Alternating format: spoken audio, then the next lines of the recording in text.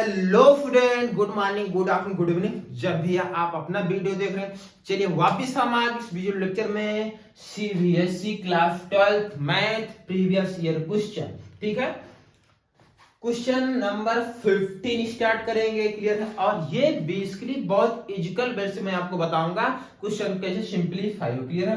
तो बिना time waste किए आ जाते हैं क्वेश्चन पर।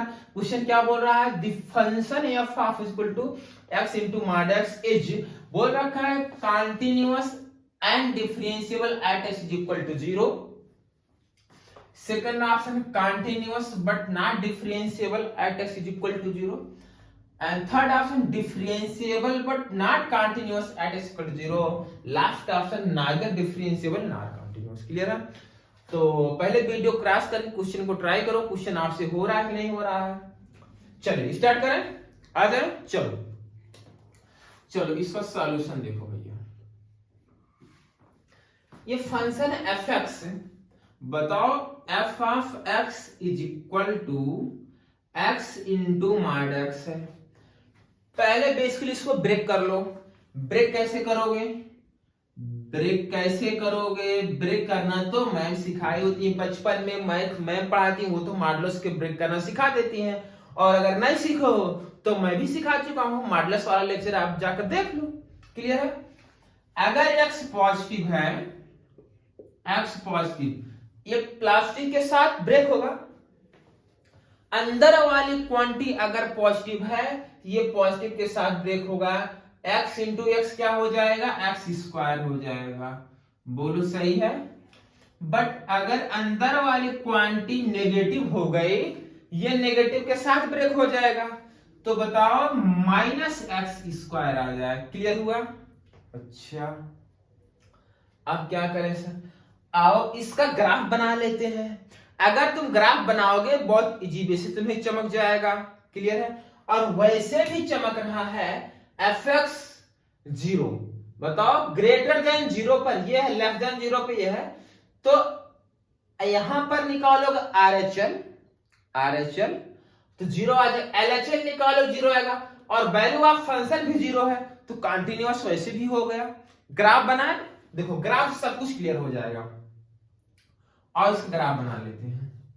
देखो y एफ एक्स का मतलब y is equal to X square graph बनाइए। जहां x पॉजिटिव हो तो एक्स स्क्वायर ग्राफ ये ऐसे होता है, लेकिन जहां x पॉजिटिव ये ग्राफ बनाना आपको।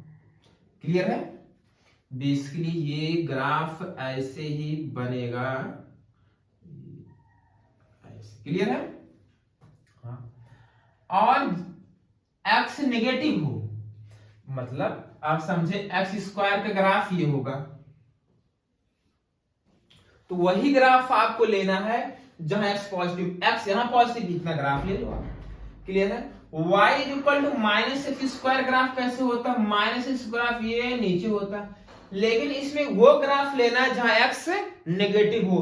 नेगेटिव तो इस वाले रीजन में है ना, देखो नेगेटिव इस वाले रीजन में है, तो ये ग्राफ बेसिकली ये ऐसे हो जाएगा। बताओ क्या ये ग्राफ 0 पर ब्रेक हुआ है? वर्जिन तो यही है। क्या ये ग्राफ 0 पर ब्रेक हुआ है?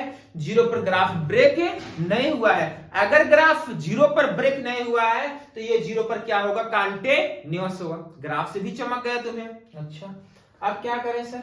डिफरेंशिएबिलिटी चेक करना है।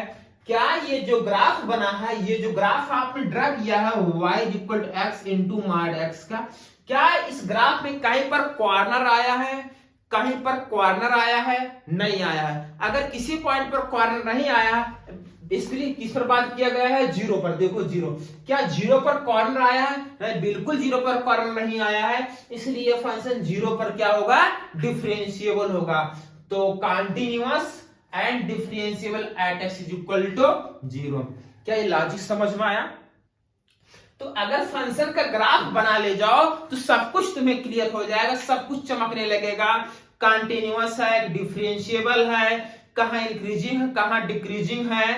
क्लियर है? कहां पर एग्जिस्ट करे, कहां नहीं, सब कुछ क्लियर है। बट आपको ग्राफ बनाना आना चाहिए। ठीक है? तो ग्राफ बनाकर आप बता सकते हो कि कंटिन्यूअस है, डिफरेंशिएबल है कि नहीं है। क्या ये लॉजिक चमका?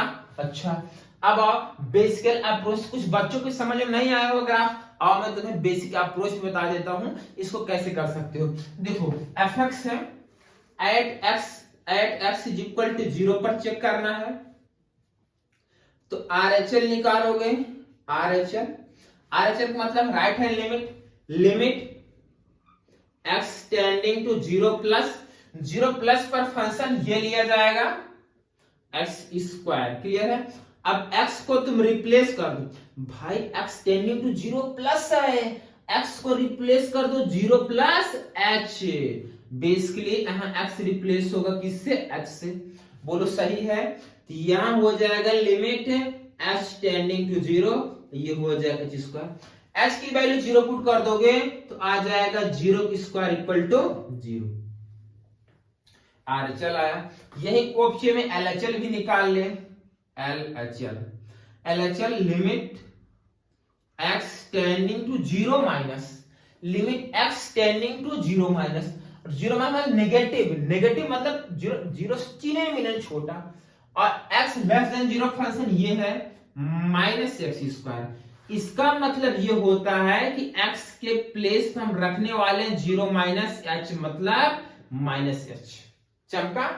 तो ये हो जाएगा लिमिट h अप्रोच 0 बन जाएगा, ये ऑटोमेटिक ये अप्रोच 0 बन जाएगा, और x के प्लेस में माइनस एच का होल स्क्वायर प्लस h हो जाएगा, तो माइनस एच स्क्वायर, भाई minus H square plus h, ये तो माइनस बाद वाला है, h के प्लेस 0 पुट कर दो क्या आ जाएगा 0, तो RHL और LHL, RHL is equal to LHL, और वैल्यू ऑफ फंक्शन क्या है f ऑफ 0, भाई इक्वल का साइन यहीं पर है, इक्वल का साइन यहीं पर देखो, x इज इक्वल टू 0, तो अगर 0 यहां पुट करोगे 0 स्क्वायर 0, मतलब f ऑफ 0 की वैल्यू भी क्या आ रहा है 0 आ रहा है, तो इज इक्वल टू यहां हो जाएगा value of function, value of function, ये बेसिकली क्या है फंक्शन, और इज इक्वल टू फाइनाइट है, सारी वैल्यू क्या आ गई 0 आ गई, तो अगर ऐसा सिनेरियो देखने को मिल रहा है तो ये हो जाएगा कंटीन्यूअस हो गया। अब बात आती है सर डिफरेंशियबिलिटी, ये तो आपने बता दिया मेथड चेक करने का है ना, विदाउट ग्राफिकल अप्रोच से आपने बता दिया, इसकी कंटिन्यूटी मैंने चेक कर लिया।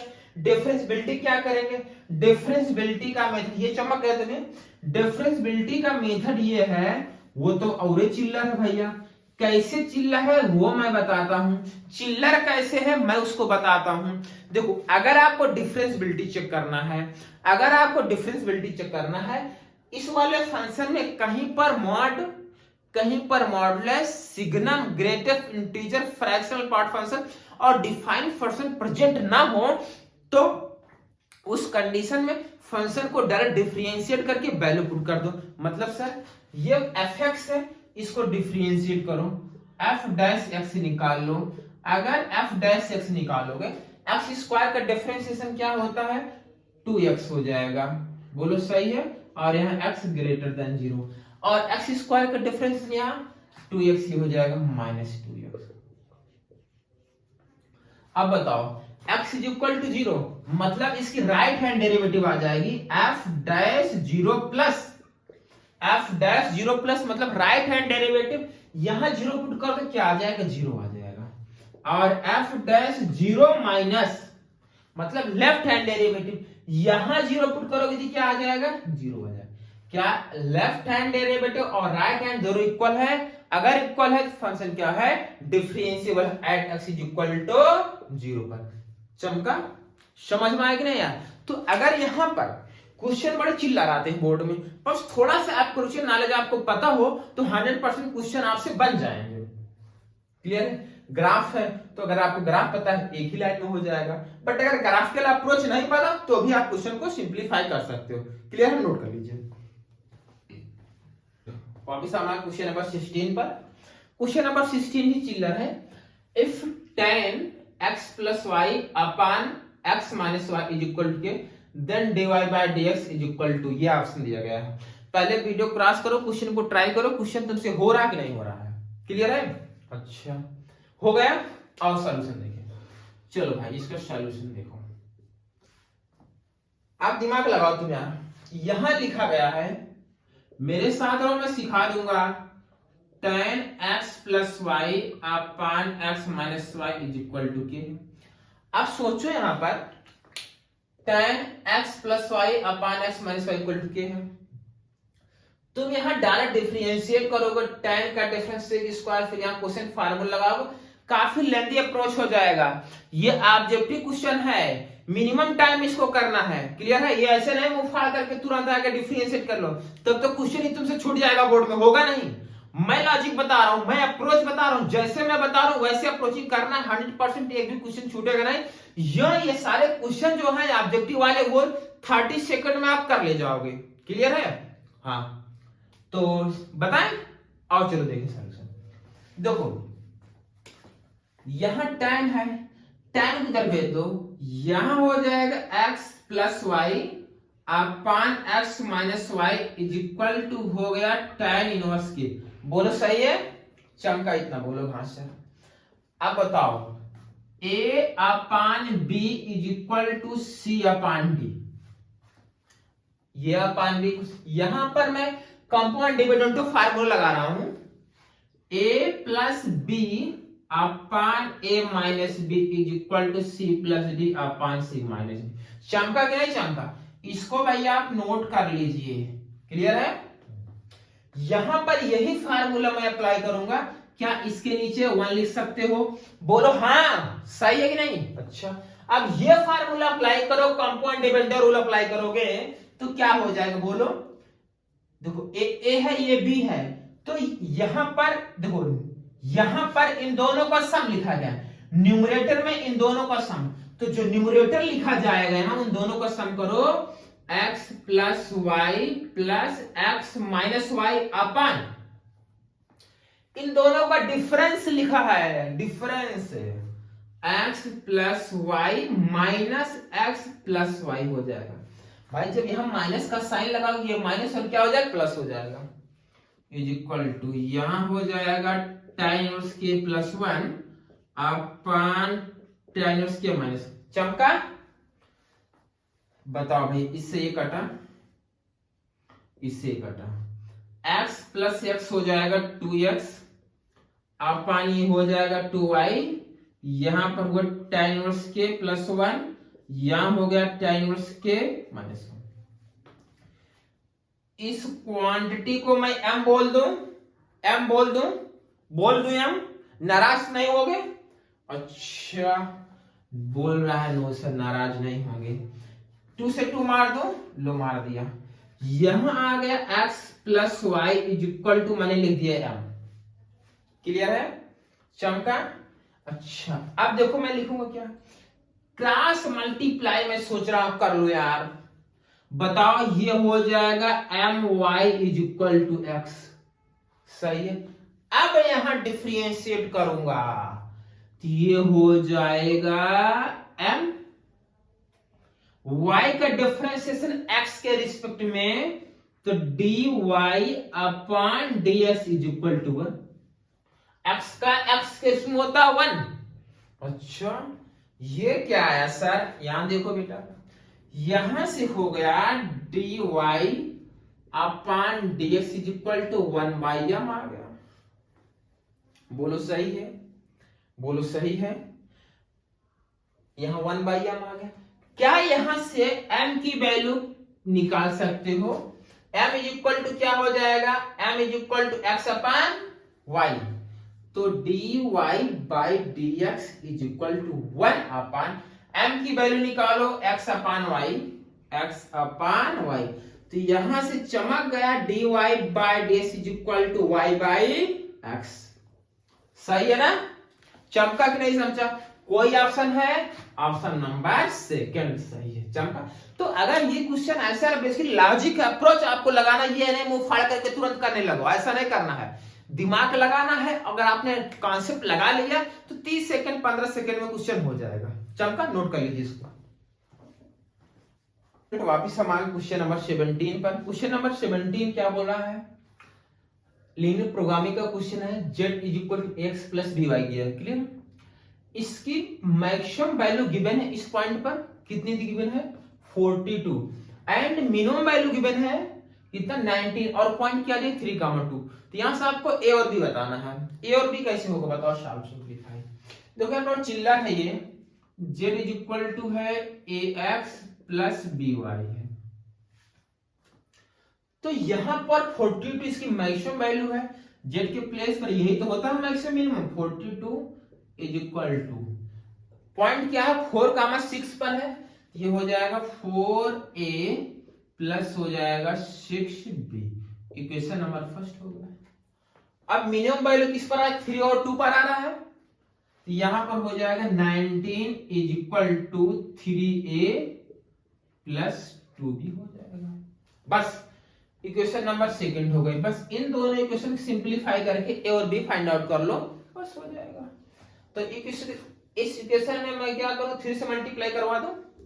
चलो 3 से मल्टीप्लाई कराओ, 3 से मल्टीप्लाई 3 3 जा ये हो जाएगा 9a और 3 2 जा ये हो जाएगा 6b और 3 का मल्टीप्लाई 57। सही है। अब इन दोनों इक्वेशन को सिंपलीफाई कर लो। देखो from equation first and second, इन दोनों को सिंपलीफाई करके ये भी तो निकालना है। 9a plus 6b is equal to 57 और ये है 4a plus 6b is equal to 42। Simplify कर लो। अब ये माइनस सब्ट्रैक्ट कर दो, इसे कैंसिल, इसमें सब्ट्रैक्ट करते ये हो जाएगा 5। क्लियर है। 7 में से 2 सब्ट्रैक्ट कितना हो जाएगा 5 और यहां हो जाए 5 3 जा 15। ए की वैल्यू कितनी आ गई, ए कितना चमक गया 3। अगर ए की वैल्यू 3 है, ए की वैल्यू यहां पुट कर दो। From equation second, from equation second ए की वैल्यू 3 यहां पुट करो, यहां पुट करोगे ये हो जाएगा 19 is equal 3 multiply 3 plus 2b। 3 3 जा 9 हो जाएगा, तो 19 minus 9 is equal to 2b। 2b is equal to हो जाएगा 10, क्या b इज इक्वल टू आ जाएगा 5। कोई ऑप्शन है, a की वैल्यू 3 b 5। हाँ, ऑप्शन नंबर 3 सही है। चमका, चिल्लर था, नोट कर लीजिए आप। क्वेश्चन नंबर 18, क्वेश्चन नंबर 18 ये भी लीनियर प्रोग्रामिंग प्रॉब्लम है। यहां पर फिजिबल रीजन, ये पॉइंट दिएगा, क्वाड्रेंट पॉइंट है 0,4 8,0 और 20/3 4/3 है। Objective function z is equal दिया गया है 30x प्लस 24y। तो यहां पर जो आउटपुट, जो इसका आंसर बताना है maximum value of z minus minimum value of z। मतलब यह है पहले इस ऑब्जेक्टिव फंक्शन की मैक्सिमम वैल्यू फाइंड आउट करो और मिनिमम वैल्यू फाइंड आउट करो, फिर सब्ट्रैक्ट कर दो मिनिमम से मैक्सिमम को सब्ट्रैक्ट कर दो, जो कुछ रिजल्ट आएगा वह इसका क्या होगा, आंसर होगा। तो कैसे सिंपलीफाई होगा, बेसिकली यहाँ ग्राफ वगैरह कुछ बनाने की जरूरत नहीं है इसमें, बस डायरेक्ट यहाँ पर क्वाड्रेंट पॉइंट दिया गया है। इस क्वाड्रेंट पॉइंट पर जो z दिया गया है, z ऑब्जेक्टिव फंक्शन दिया गया है, उसकी मिनिमम और मैक्सिमम वैल्यू फाइंड आउट कर ले, फिर सब्ट्रैक्ट कर दे तो फाइनल आंसर आ जाएगा। यहाँ पर ग्राफ बनाने की कोई जरूरत नहीं है। तो चले आओ देखो, यहाँ पर क्वाड्रेंट पॉइंट दिया गया है, तो क्या मैं लिख लू यहाँ पर इसका जो कॉर्नर पॉइंट है ये है, क्या क्या गिवन है को, ये है फर्स्ट 0,4, अगला पॉइंट है 8,0, अगला पॉइंट है 23,4/3। बोलो इतना चमका भाई। स्टेटमेंट जो गिवन है वो लिख लो, है ना। ये डेटा गिवन है, ये सब कॉर्नर पॉइंट गिवन है। अब objective function z is equal to ये 30x प्लस 24y है। भाई कुछ करना है नहीं यार, चिल्लर है। x और y की वैल्यू यहां पुट करो, पुट करो। x की वैल्यू अगर आपने 0 पुट कर दिया तो ये 0, और यहां पर देखो मैं पुट कर रहा हूं 0 प्लस, भाई x की वैल्यू 0, 30 मल्टीप्लाई 0 0 हो जाएगा, ये हो गया 24 मल्टीप्लाई 4 इज इक्वल टू कितना आ जाएगा, 96 आ जाएगा। बोलो सही है। अब ये वाला 8,0 x के प्लेस पर 8, तो यहां हो जाएगा 30 मल्टीप्लाई 8 प्लस 24, y की वैल्यू 0 है तो यहां 0 इज इक्वल टू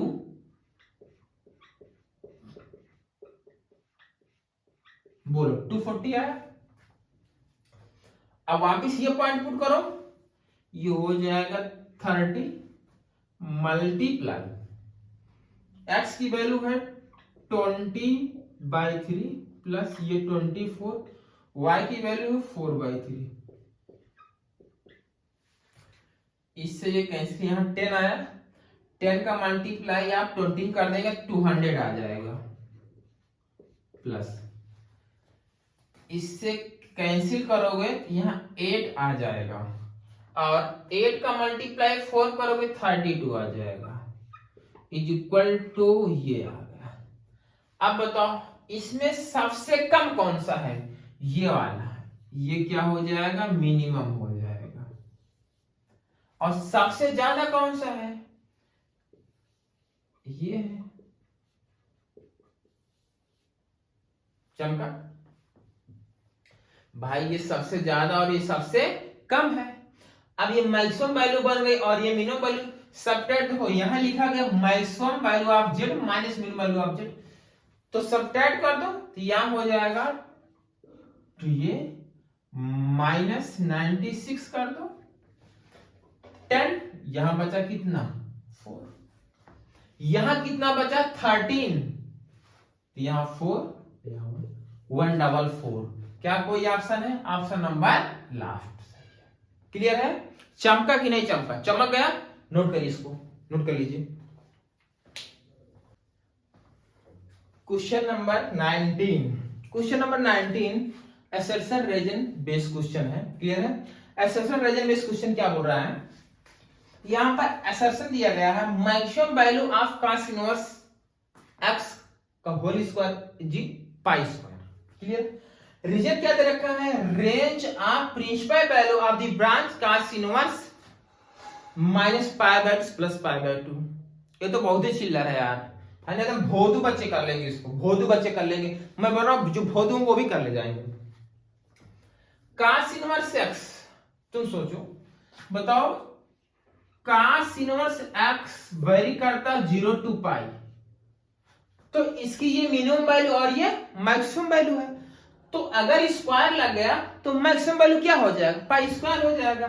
ये तो ऑप्शन सही है, रीजन सॉरी असर्शन तो सही है, रीजन की बात कर लो, the range of the principal value of cos inverse vary करता है 0 to π, तो ये करा -π/2 ये तो गलत हो गया, तो यहां पर असर्शन ट्रू है बट रीजन फॉल्स है, assertion is true but reason is false, option number C सही होगा।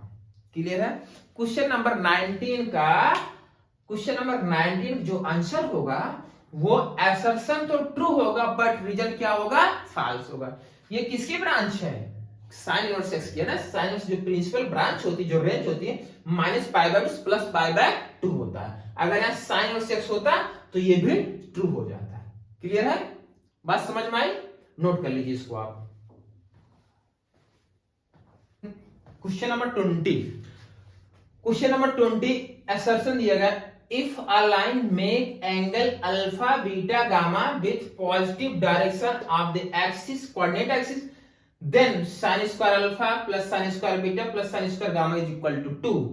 रीजन क्या दे रखा है, the sum of the direction of the cosines of a line is 1। अब बोलो ये क्या होता है, डायरेक्शन कोसाइन, डायरेक्शन कोसाइन क्या होता है, basically cos alpha cos beta cos gamma represent करते हैं L M M से। भाई L इज इक्वल टू होता है cos alpha, M is equal to होता है cos बीटा और N इज इक्वल टू होता है cos गामा। यही तो होता है ना direction cosine L M N, तो L की वैल्यू cos alpha, M cos beta, N cos gamma होता है। तो भाई ये चीज तुम प्रूफ कर चुके हो, ये तो तुम्हें पता भी है, L square plus M square plus N square की वैल्यू कितनी होती है, 1 होती है। अब तो प्रूफ करने के बोले मैं प्रूफ करवा देता, क्लियर है, ये तो 1 होता है, ये पता है, और यही तो यहां पूछा है the sum of the direction cosine of a line is 1, बिल्कुल 1 है, तो ये तो ट्रू है ही। L is equal to cos alpha होता है, तो ये हो जाएगा cos square alpha plus cos square beta plus cos square gamma is equal to 1 होता है। क्या इसको तुम लिख सकते हो 1 minus sine square alpha 1 minus sine square beta, clear है, और 1 minus sine square gamma is equal to 1, बोलो सही है। एक 1 से एक 1 मार दो, ये देखो साइन स्क्वायर अल्फा माइनस है, साइन स्क्वायर बीटा भी माइनस है, साइन स्क्वायर गामा, इन सभी को राइट साइड लेकर चले जाओगे तो मिल जाएगा sign square alpha plus sine square beta plus sine square gamma, इधर क्या बचा 1 और 2 इज इक्वल टू क्या बचा 2, क्लियर है। तो sine square alpha plus sine square beta plus sine square gamma is equal to आया, और यही तो असर्शन में दिया गया है। तो असर्शन और रीजन दोनों ट्रू है, असर्शन और रीजन दोनों ट्रू है, बट रीजन जो है वो करेक्ट एक्सप्लेनेशन है असर्शन का। भाई देखो इसी का यूज करके, आपने इसी का यूज करके ये लेकर आया है, तो इसका ये करेक्ट एक्सप्लेनेशन होगा। चमका, कहीं कोई डाउट है? चमक गया, तो इसका कौन सा ऑप्शन जाएगा? हाँ, both assertion and reason are true, हाँ ऑप्शन नंबर फर्स्ट इसका सही है। चमका, कहीं कोई डाउट नहीं है? नोट करिए इसको। चलिए friend, question number 21, question number 21 evaluate करना है sine inverse sine 3 pi by 4 plus cos inverse cos pi plus tan inverse 1। ये तो बहुत ही चिल्लर भैया, बहुत ही चिल्लर क्वेश्चन है। सोचो सीबीएसई वाले ऐसे चिल्लर पूछ लिया। आ जाओ, पहले इसको देख लेते हैं, ठीक है ना। इसका सॉल्यूशन साइन इनवर्स यह है sine 3 pi by 4 plus cos inverse cos pi plus tan inverse. देखो साइन इनवर्स, यहां साइन 3 पाई बाई 4 है, ये 3 पाई बाई 4 है, और इसकी जो ब्रांच होती है वहां minus pi by 2 plus pi by 2 होता है, और ये 3 पाई बाई 2 है। इसको तुम्हें कन्वर्ट करना होगा। तो अगर मैं इसको लिख दूं sign inverse sine pi minus pi by 4 कर दो, तो pi minus pi by 4 3 pi by 4 आ जाएगा, और ये तो है ही कास इनवर्स कास पाई।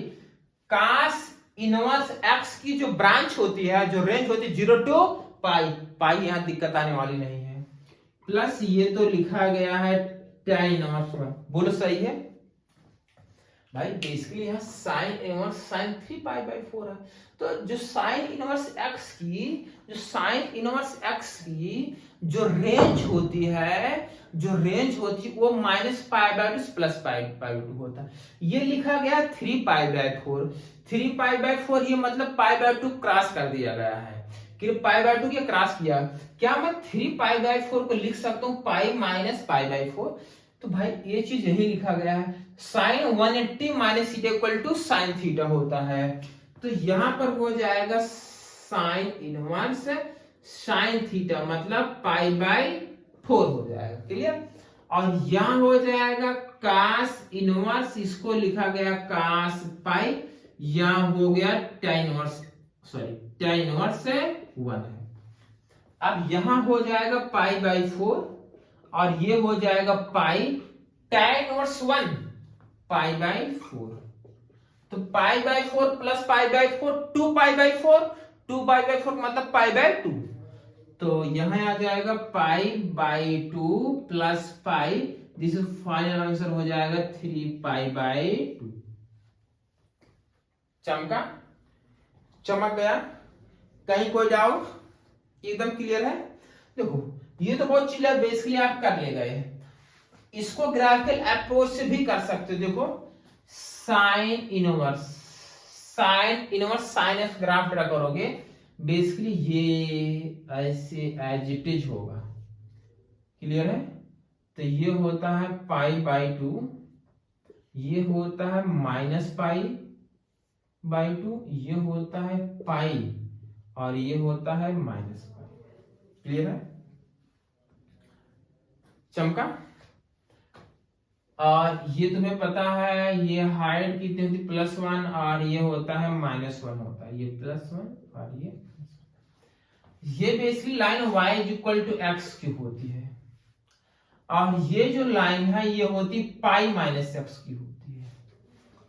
अब ये देखो पाई बाय 2 है और ये पाई है, क्या जो 3 पाई बाय 4 है, ये जो बेसिकली 3 पाई बाय 4 है, क्या पाई बाय 2 से पाई वाले ब्रांच में आ रहा है और इसमें ये लाइन और इस लाइन की इक्वेशन होती पाई माइनस एक्स, तो पाई माइनस एक्स कौन है, ये 3 पाई बाय 4 है, तो यहां लिखेंगे 3 पाई बाय 4 = क्या आ जाएगा, पाई बाय 4 आए।